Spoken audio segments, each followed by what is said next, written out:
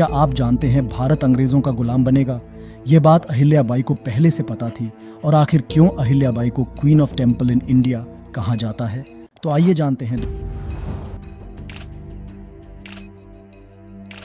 दोस्तों, अहिल्याबाई का जन्म 31 मई 1725 को महाराष्ट्र के अहमदनगर जिले के चूंदी गांव में हुआ। अहिल्याबाई महाराष्ट्रियन मालवा किंगडम की होलकर रानी थी। हालांकि वह किसी राजा महाराजा के खानदान से नहीं थी। उनके पिता मानकोजी राव शिंदे एक रेस्पेक्टेड फैमिली से थे और अपने गांव के पाटिल यानी प्रधान थे। कहा जाता है कि जब अहिल्याबाई 8 साल की थी तो कुछ गरीबों को खाना खिला रही थी।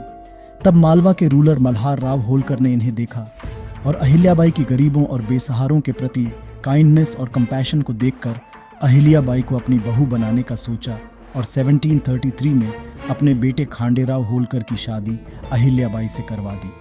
जिसके बाद 9 साल की अहिल्याबाई पर उनकी मदर इन लॉ गौतमाबाई होलकर ने अहिल्याबाई को सोशल टारबुश की परवाह किए बिना पर्सनालिटी के साथ सोचना सिखाया। गौतमाबाई ने अहिल्या को एडमिनिस्ट्रेशन, अकाउंट और पॉलिटिक्स में ट्रेंड किया। 1745 में अहिल्याबाई को एक बेटा माले राव होलकर और 1748 में एक बेटी मुक्ताबाई होलकर पैदा हुई। इसके बाद 1754 में उन्होंने अपने पति खंडेराव होलकर को बैटल ऑफ कुंभेर के युद्ध में खो दिया। अपने पति की मौत के बाद अहिल्याबाई खुद को सती करना चाहती थी, लेकिन अपने father in law Malhar Rao के समझाने से उसने खुद को सती नहीं किया। उसके बाद मल्हार राव अहिल्याबाई को वैसे रखने लगे जैसे वह खुद के बेटे खांडेराव होलकर को रखा करते थे। मल्हार राव अहिल्याबाई को स्पेशल मिलिट्री ट्रेनिंग देने लगे। यहाँ तक कि मल्हार राव के कहने पर 1765 में अहिल्याबाई ने मिलिट्री के साथ ग्वालियर में सक्सेसफुल एक्सपीडिशन किया, जिसके बाद सभी को पता चल गया अहिल्या की नागरिक और सैन्य मामले को संभाल सकती है। इसके बाद 1766 में मल्हार राव की मौत हो जाती है और उसके 1 साल बाद अहिल्याबाई ने अपने मेंटल इलनेस बेटे मालेराव होलकर को भी खो दिया। लेकिन जिंदगी के उतार चढ़ाव ने अहिल्याबाई को मजबूत बना दिया था। उसके बाद अहिल्या ने समाज की ऊंच नीच को तोड़ते हुए अपनी बेटी मुक्ताबाई की शादी गरीब इंसान यशवंत राव से करवा दी। यह वह दौर था जब समाज ऊंच नीच, छोटे बड़े और अनेक भेदभाव का शिकार था। लेकिन अहिल्या ने यह फैसला बेबाकी से लिया और अहिल्या की नहीं सोच की वजह से पेशवा मालवा की बागडोर अहिल्याबाई को दे दिया। इसके बाद 11 दिसंबर 1767 को मालवा के सिंहासन पर अहिल्याबाई का राजतिलक हुआ। हालांकि मालवा की गद्दी संभालने के बाद अहिल्या को रियासत के कुछ रसूखदार लोगों का सामना भी करना पड़ा और आसपास की कुछ रियासतों से लड़ाई भी लड़नी पड़ी। लेकिन अपनी सेना और वहां की जनता से मिले समर्थन से अहिल्या को मालवा ने पूरी तरह से स्थापित कर दी। अहिल्या के समय जब दूसरे राज्य से लड़ाई होते तब अहिल्या अपनी पॉलिटिकल एलाइज की मदद से जंग जीत जाती थी और जहां उनकी ज़रूरत होती है वह मिलिट्री का साथ देती। लेकिन अहिल्याबाई का ध्यान सिर्फ अपने राज्य की एडमिनिस्ट्रेशन और मिलिट्री अफेयर्स तक ही सीमित नहीं था, बल्कि अपने सामाजिक कर्तव्य को भी भली भांति जानती थी। के समय महिलाओं पर उतना कुछ ध्यान नहीं दिया जाता था, लेकिन अहिल्याबाई खुद एक शिक्षित महिला थी, इसलिए उन्होंने महिलाओं पर विशेष ध्यान दिया। उन्होंने स्कूल बनवाए ताकि गांव की बेटियां पढ़े और आत्मनिर्भर बने। साथ ही उन्होंने गरीबों और बेसहारा लोगों की मदद की। हिस्टोरिकल रिकॉर्ड्स बताते हैं कि अहिल्याबाई ने 16 करोड़ गरीबों में दान किया।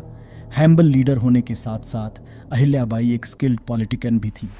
उनके पास दूर तक देखने की क्षमता भी थी। दरअसल वो अहिल्याबाई ही थीं जिन्होंने मराठा साम्राज्य में ब्रिटिशर्स खतरों का पता पहले ही लगा लिया था। 1777 में उन्होंने पेशवा को लिखे खत में कहा था, शेर को साहस और आक्रामकता से मारा जाता है, लेकिन चतुर रीछ को मारना बहुत मुश्किल होता है, क्योंकि एक बार उसके कब्जे में आने पर उसे मारना बहुत मुश्किल। ऐसा ही कुछ हाल अंग्रेज़ों का भी है। हालांकि उनकी ये बात को गंभीरता से नहीं लिया गया और इसके कुछ ही सालों बाद पूरे का पूरा मराठा साम्राज्य अंग्रेज़ों के कब्जे में आ गया। उनकी इन्हीं बातों पर ब्रिटिश हिस्टोरिकल जॉन की ने उन्हें फिलोसोफर क्वीन कहकर बुलाया था। दोस्तों, अहिल्याबाई ने अपने 30 साल के जीवन काल में ना जाने कितने सारे मंदिर बनवाए, किले बनवाए, सड़क बनवाए और मंदिरों को दान दिया। उन्होंने मणिकर्णी का घाट, दशाश्वमेध घाट का निर्माण करवाया। साथ ही उन्होंने मुगलों द्वारा 600 ईयर्स तक लुटे और तोड़े गए मंदिर जैसे अयोध्या, मथुरा, काशी के मंदिरों का पुनर्निर्माण करवाया गया। अहिल्याबाई अफगान नवाब और अंग्रेजी टेरिटरीज को छोड़कर पूरे भारत के मंदिरों का पुनर्निर्माण करवाया। मंदिर रिस्टोर की लिस्ट पश्चिम में गुजरात के सोमनाथ से पूरब में पुरी के जगन्नाथ जैसे अनेक मंदिर शामिल है। अहिल्याबाई ने अपने जीवन काल में श्रीनगर, हरिद्वार, केदारनाथ, बद्रीनाथ, ऋषिकेश, प्रयागराज, वाराणसी और रामेश्वरम से लेकर नासिक, ओमकारेश्वर, महाबलेश्वर, पुणे, इंदौर, श्रीशैलम, उडुपी, गोकर्ण और काठमांडू तक मंदिरों का निर्माण करवाया था। हालांकि इन मंदिरों में से 11वीं सेंचुरी में महमूद गजनबी द्वारा डिस्ट्रॉय किया गया सोमनाथ और 17वीं सेंचुरी में औरंगजेब द्वारा डिस्ट्रॉय किया गया काशी विश्वनाथ सबसे इम्पॉर्टेंट है। अहिल्याबाई के इन्हीं कामों के चलते उन्हें पायोनियर बिल्डर्स और प्रिजर्वर ऑफ हिंदू टेम्पल कहा जाता है। गवर्नमेंट ऑफ इंडिया ने 1996 में रानी अहिल्याबाई होलकर के नाम से डाक टिकट जारी किया था और इंदौर में उनके नाम से कॉलेज और एयरपोर्ट भी बनाए गए हैं, जो बीते समय के साथ साथ हमें अहिल्याबाई की कामों की याद दिलाती रहती है।